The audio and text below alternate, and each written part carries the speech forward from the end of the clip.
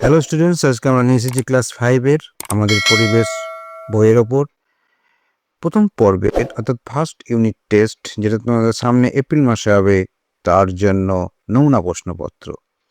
আজকে আমরা আমাদের পরিবেশের প্রথম পর্বটা আরম্ভ করব, সেট 1, যেটা তোমাদের সামনে এপ্রিল মাসে হবে। চলো তাহলে দেখি প্রশ্নটা। এই দেখো প্রশ্নটা, তোমাদের প্রশ্নটা হবে 20 নম্বরের, ক্লাস 5 আমাদের পরিবেশ ইভিএস।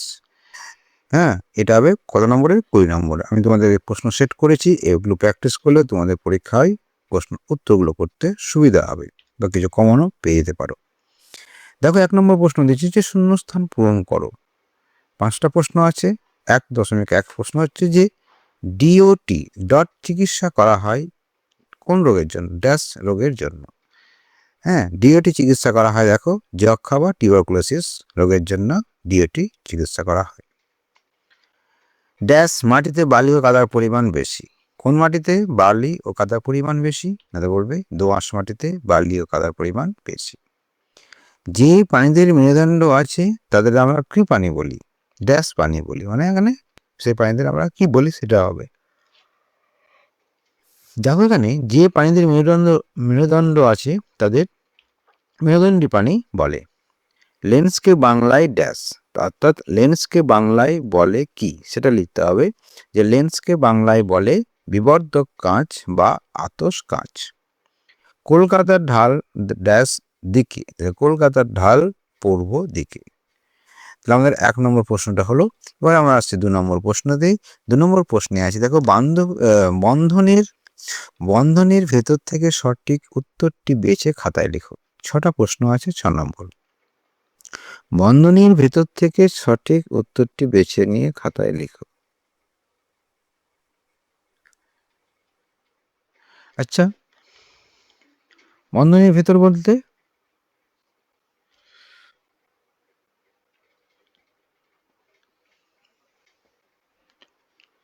বন্ধনীর ভেতর থেকে সঠিক উত্তরটি বেছে নিয়ে খাতায় লিখো। তাহলে সঠিক উত্তরটি কোনটি সেটা খাতায় লিখতে হবে। এখানে ABCD আছে, ক খ গ ঘ 4টা অপশন আছে। এদের মধ্যে যেটা সঠিক হবে সেটা তোমাকে খাতায় লিখতে হবে। 1 হচ্ছে 2.1, দেখো মানবদেহের ত্বকে রোদ লাগলে vitamin A, vitamin B, vitamin C, vitamin D তৈরি হয়। তাহলে কি তৈরি হয়? আমাদের ভিটামিন D তৈরি হয়। চা গাছ দেখা যায় শুশুনিয়া, জয়চণ্ডী, কোরো, দার্জিলিং এর পাহাড়ে। তাহলে চা গাছ দেখা যায় আমাদের দার্জিলিং এর পাহাড়ে। বেলের মাটিতে বেশি থাকে জৈব পদার্থ, বালিকণা, কাদাকণা, কাঁকর। সঠিক উত্তর হবে দেখো বালির কণা।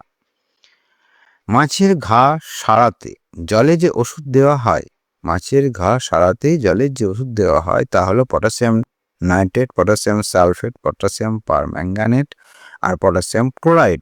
কোনটা দেওয়া হয়? পটাশিয়াম পারম্যাঙ্গানেট, পিপি যেটা আমরা বলি। গন্ডারের খড়গ হলো আসলে চুল, লোম, নখ না পালক? সঠিক উত্তর হবে দেখো যে লোম। ফিল্টারের কাজ হলো ক পরিবহন করা, পরিচালন করা, শোষণ করা, শোধন করা। সঠিক উত্তর দেখা হবে আমাদের শোধন করা। 3 নম্বর প্রশ্ন এবার আমরা আসি, যে নিচের প্রশ্নগুলি পূর্ণ বাক্যে উত্তর দাও। 3.1 দেখো যে মেহেন্দি গাছ থেকে কি ওষুধ তৈরি হয়? মেহেন্দি গাছ থেকে কি ওষুধ তৈরি হয়? সঠিক উত্তর দেখো যে মেহেন্দি গাছ থেকে চর্মরোগের ওষুধ তৈরি হয় এবং এটি অ্যান্টিসেপটিক হিসেবেও কাজ করে। মেহেন্দি গাছ থেকে চর্মরোগের ওষুধ তৈরি হয় এবং এটি অ্যান্টিসেপটিক হিসেবেও কাজ করে। 3.2 নম্বর প্রশ্ন দেখো যে ইঁদুরকে তুমি কেন বন্যপ্রাণী বলবে? দেখো ইঁদুর মানুষের পোষ মেনে চলে না এবং প্রাকৃতিকভাবে নিজের চেষ্টায় খাদ্য গ্রহণ ও বংশবিস্তার করে বেঁচে থাকে, তাই ইঁদুরকে বন্যপ্রাণী বলা হয়। ইঁদুর মানুষের পোষ মেনে চলে না এবং প্রাকৃতিকভাবে নিজের চেষ্টায় খাদ্য সংগ্রহ ও বংশবিস্তার করে বেঁচে থাকে, তাই ইঁদুরকে বন্যপ্রাণী বলা হয়। পরের প্রশ্ন দেখো 3.3, জলাভূমি থেকে কোন প্রাণী ধরা বেআইনি? জলাভূমি থেকে কোন প্রাণী ধরা বেআইনি? সঠিক উত্তর দেখো যে জলাভূমি থেকে কচ্ছপ ও ব্যাঙের মতো বন্যপ্রাণী ধরা বেআইনি। হয়েছে। জলাভূমি থেকে কচ্ছপ ও ব্যাঙের মতো বন্যপ্রাণী ধরা বেআইনি। দেখো এখানে তোমাদের আরো তথ্য দিয়েছি যে জলাভূমি থেকে কিছু বন্যপ্রাণী ধরা আইনত নিষিদ্ধ। বিশেষ করে ভারতের ওয়াইল্ড লাইফ প্রোটেকশন অ্যাক্ট 1972 সালে যেটা অনুযায়ী অনেক জলজ উভচর প্রাণী ধরা বেআইনি। কি না তো কচ্ছপ ধরা বেআইনি, কাঁকড়া, কিছু প্রজাতির কাঁকড়া ধরা বেআইনি, ব্যাঙ ধরা বেআইনি, জলচর পাখি যেমন হাঁসের কিছু বন্য প্রজাতি আছে সেগুলো ধরা বেআইনি, আবার সাপের কিছু প্রজাতি আছে সেগুলো বেআইনি। এই যে পরের প্রশ্ন যাই আমরা 3.4 যে মাটির শত্রু কারা। মাটির শত্রু কারা? দেখো মাটির শত্রু হচ্ছে যেসব বস্তু মাটিকে দূষিত করে ও মাটির উর্বরতা নষ্ট করে সেগুলোকেই মাটির শত্রু বলা হয়। যেসব বস্তু মাটিকে দূষিত করে ও মাটির উর্বরতা নষ্ট করে সেগুলোকে মাটির শত্রু বলা হয়। 3.5 দেখো লিগামেন্ট কি। লিগামেন্ট হলো শক্ত তন্তুযুক্ত ফাইবারাস টিস্যু। তাহলে শক্ত তন্তুযুক্ত টিস্যু যা একটি হাড়কে অন্য হাড়ের সঙ্গে যুক্ত করে এবং জয়েন্টকে সংযোগস্থলকে